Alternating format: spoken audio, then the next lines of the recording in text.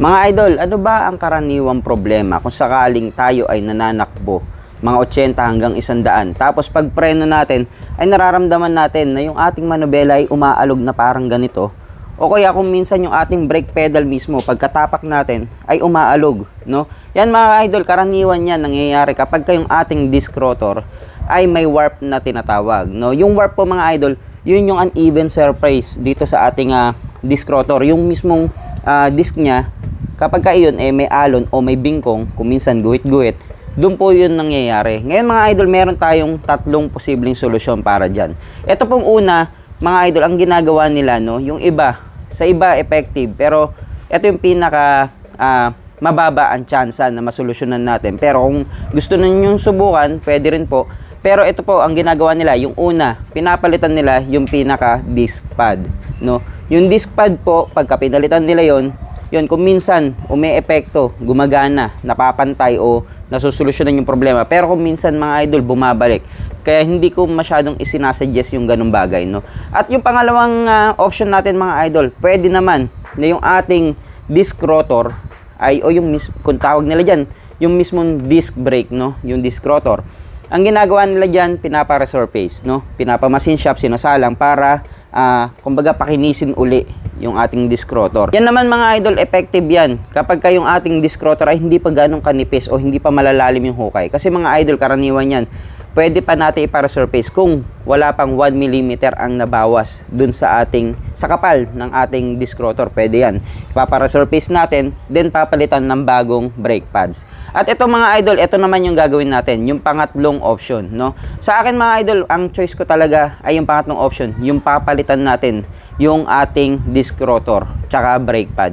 Kasi yung sa akin mga idol, medyo malalim na rin yung tama niya, yung mga guhit, tsaka medyo malalim na rin yung kain ng pad. Kaya mas pinili ko na palitan yung ating disc rotor. Ngayon mga idol, mamili na lang kayo kung ano yung mas swak sa inyo o kung ano yung gusto niyo subukan.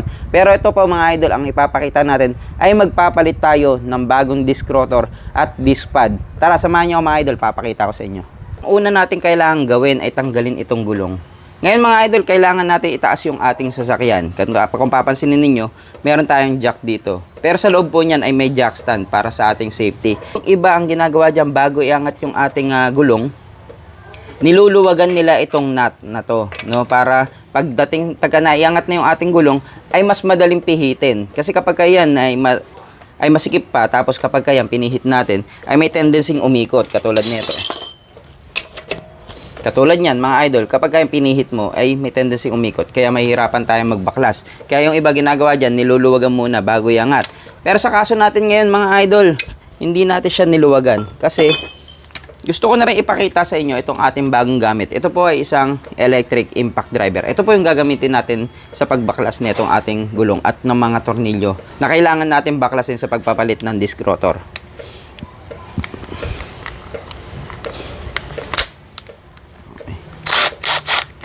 Yung mga idol, to papakita ko sa inyo. Katulad nito. Ganyan lang po gagawin. Yan. Mas madali po siya.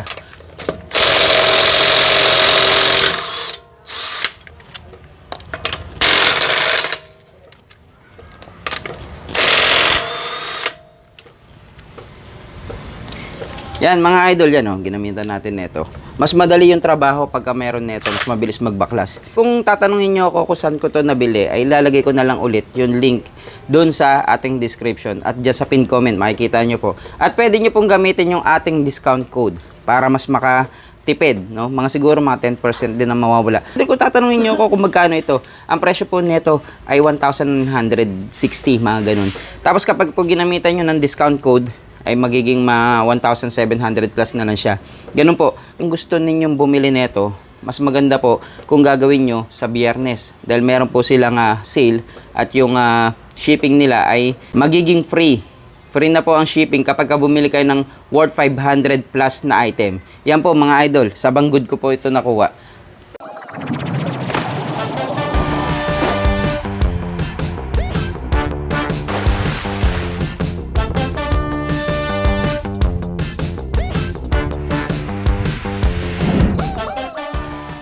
Ngayon idol, na naluwagan na, pwede na natin tanggalin itong ating gulong. So, ayan, tatanggalin lang po natin.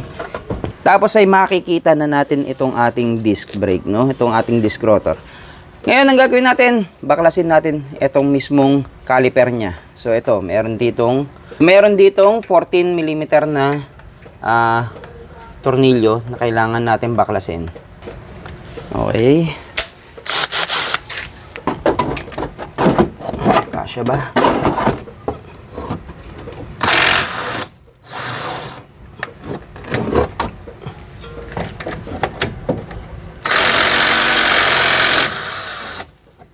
Yan.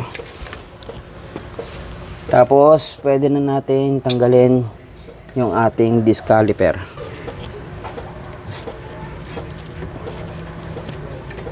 Yan. Kung tutusin, pwede nyo naman baklasin ito na isang buhat, no? Ngayon, pero, kasi ang gagawin natin ay magpapalit na rin tayo netong ating disc pad. Kaya, binaklas ko na rin ito. So, ito, lagay lang muna natin dito. Yan. Then, ito, kailangan natin baklasin itong pinaka-assembly niya. Tapos, i-check din natin itong mga caliper pin niya kung gumagana ng ayos. So, okay, baklasin natin itong pinaka-bahay.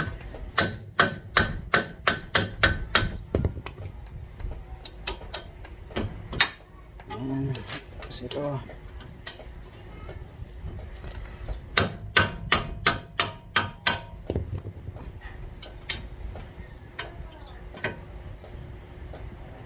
Pwede na rin natin tanggalin tong ating disc pad. Yan yung disc pad nya, medyo makapal pa. Tapos okay.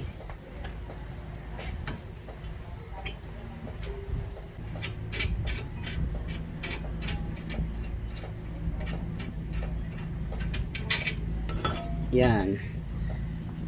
Tapos kung papansinin niyo mga idol, yan, oh. Itong ating rotor disc ay tanggal na kagad, no? Sa iba mga idol, merong tornilyo dito yan. Pero, yan, oh. Sa iba mga idol, merong tornilyo dito yan. Pero yung sa akin kasi wala, at wala rin siyang butas. Yan, kung mapapansin niyo, wala siyang butas dito. So talagang iniipit lang siya ng gulong, no? Ngayon mga idol, ito, ipapakita ko sa inyo kung ano nangyari dito sa aking rotor disc. Okay. So, okay, ito mga idol, kung papansinin nyo, yan, o. Hindi lang masyado kita dyan, pero meron siyang guwit-guwit. Tapos, may marka ng mga tuldok-tuldok. Yan, o, ganyan siya, o. Kung nakikita lang sa camera sana. Yan, may tuldok-tuldok siya. Tapos, medyo malalim na rin yung kain niya. At dito sa likod, yan, o, kitang-kita, yan, o. May mga guhit siya na ganyan. Yan, yan yung mga pinapantay kapag pinapamasin shop natin. So, kikinisin nila yan at magmumukha uling bago. Pero dito nga sa akin, dahil kitang-kita ko naman na halos ang lalim. Ito, itong isang to, napakalalim na. Kaya napagdesisyonan ko na napalitan na lang itong ating rotor disc. Ang ipapalit natin ay ito.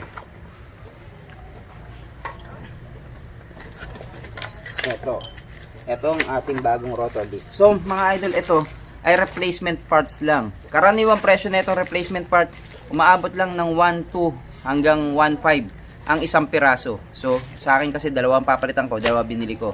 At, eto pa, binilan ko na rin idol na itong mga bagong disc pad niya. Yan, o, bago na rin. Kasi ayoko nang gamitin yung luma. Una, bukod sa medyo, hindi pa naman siya ganun kanipis, pero ayoko na kasing baka ito maging sanhi pa na maging, pati ito, kung bago natin ay madamay. Kumbaga, magasgas niya rin, no? Kaya ayoko nang gamitin ito. Bumili na rin ako ng bago. Mas maganda yon.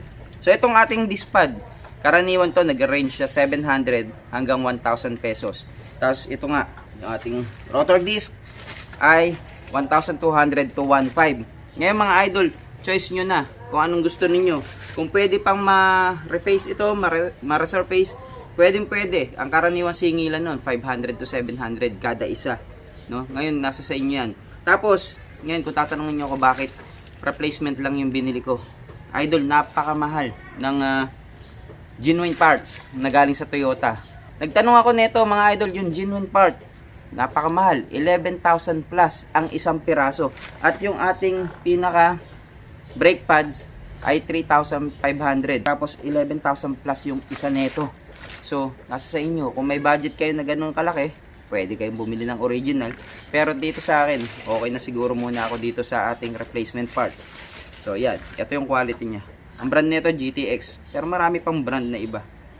Maganda mga idol. Ito, linisin nyo muna. Tapos, bago natin ibalik. Tapos, ngayon, ikakabit na natin yung bagong rotor disc. So, ganito yan. Babalik na rin lang natin yung ginawa natin kanina. So, ito, katulad nito. Dito na yan. Yan. And then, maganda dyan. Huwag muna natin ng isa. Hindi siya gumalaw. Kabit natin ito. So, linisin nyo muna ito bago nyo ikabit. Tapos, kakabit nyo lang.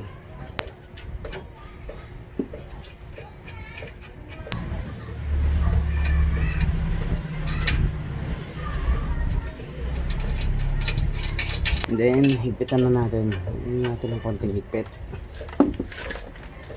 Bago natin i-torque wrench. Tamang higpit lang.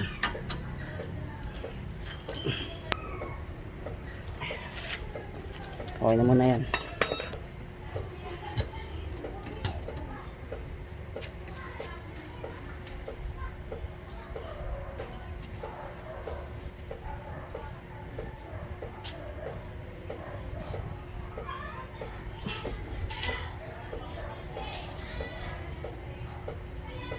Yan na, naikabit na natin to, naigpitan na. Dapat mga idol ay linisin din natin to para smooth yung galaw ng ating mga brake pads dito, no. Yan, linisin natin yan. Yan, tapos ngayon, ikakabit na natin yung ating brake pads, no. Okay, so pagdating dito, yan no, meron pa tong parang pads dito na kailangan nating ilipat. Ito, lilinisin din natin yan. Ngayon mga idol, pasensya na, ngayon lang ako nag-gloves kasi minsan may mga bagay tayong hinahanap na hindi natin makita-kita. Kaya pasensya na late. Pero mas maganda mga idol, mag-gloves kayo kasi medyo madumi talaga dito sa part na to eh.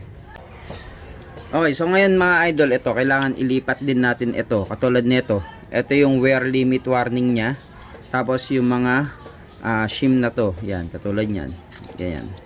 Nakapwesto siya ng ganyan. At tandaan nyo rin kung saan siya nakapwesto. Kung saang side. Yan, katulad nito may wear limit warning dun to sa inner. Ganun sa akin, no.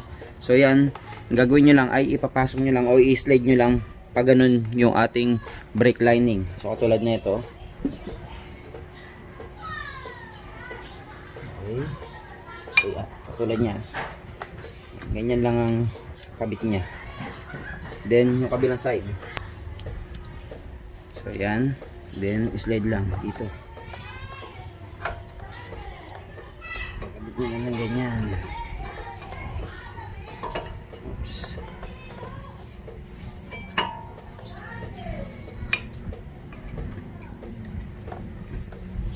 So, yan. So, naikabit nyo na. No? Ngayon mga idol, eto na. Pagka naikabit nyo na yung mga brake pads, ang next natin kakabit ay eto, di ba? Eto. Ngayon, ang problema dyan, dahil nga okay, pwede nyo linisin din to. So dahil nga ito ay yan, lumabas na yung piston nya ng ganyan, kailangan natin i-compress pabalik, no? So ito, maganda to idol, linisin din muna. Bago tayo mag-proceed dun sa ating susunod na step, no, kailangan buksan natin to, tong ating lagayan ng brake fluid. At dapat mga idol, i-monitor natin yung level neto. Kasi ang gagawin natin, pipigain natin yung piston pabalik. Dahil kakadagdag natin, malamang yan. Sobra-sobra na yan. Pag binalik natin yung piston, malamang yan, aapaw. Kailangan natin monitor at bawasan kung kinakailangan. So ngayon mga idol, ito ibabalik natin to. Yan ibabalik natin kasi nakaluwa na yan dahil nga naupod na yung ating brake pad. Ibabalik natin. Ngayon may nabibili yan na pang press talaga nito, pero sa akin ito lang gagamitin ko, kaya naman nito no. Ngayon gagawin ko lang dyan ay nilalagyan ko nito, then iniipit ko netong aking plies na to. So yan, ganyan lang yan okay. So ganyan ang ginagawa ko sa kanya kasi monitor nyo yung lagayan ng fluid, baka umapaw yun. So yan, katulad yan, babalik ko ng ganyan. Okay pa. Up. Okay pa. Then ibabalik lang siya ng gusto ng ganyan. Okay pa. Yan. So, ganyan lang mga idol. Yan, oh. Naibalik ko na siya. Okay. So, kung papansin ninyo, yan, oh. Pasok na pasok yung piston niya.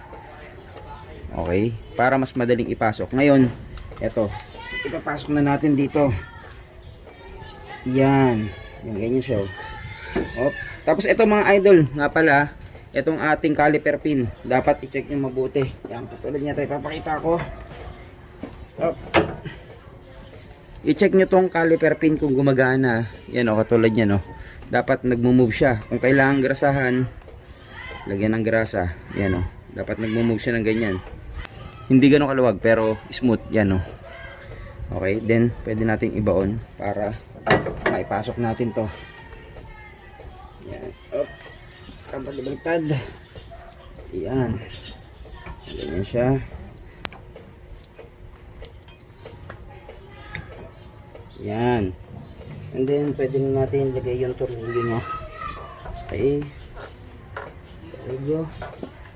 Yung tornilyo niya. Dito sa kabila. Ito. So, tansyameter na lang to. Hindi ko na siguro gagamitan ng torque wrench. So, tatansyahin ko na lang. Op. Yan dito sa kabila.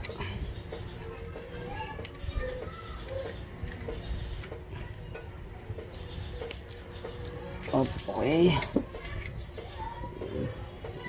Saktong higpit lang.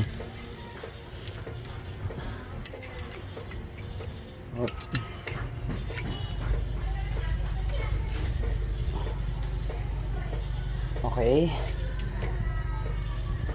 Okay. So, okay na. So, yan. Napalitan na natin. Then, yan. Maluwag yan. Siyempre. Ngayon, bombay natin yung ating preno para sumakto na yung higpit nito. Kumbaga, magsara na siya ng ganyan. At iyan na nga mga idol, yan o, napalitan na natin. So ngayon, pwede na natin ikabit yung gulong. Yan. Oops. Yan.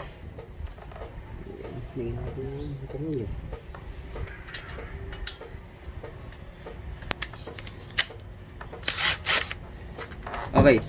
So ngayon mga idol, kung papansin niyo, gagamitan ko siya nito. Pero ito idol, hindi ko to ipanghihigpit, no? Ipanglalapit ko lang para hindi na ako magpihit ng mano-mano. Pero pagka ito higpitan niyo, kailangan niyo talagang gamitan ng torque wrench para hindi mapulpul yung ating wheel stud, no? So ngayon, gagamitan ko lang nito para lang mas mabilis lang mapihit. Yan, ganyan lang.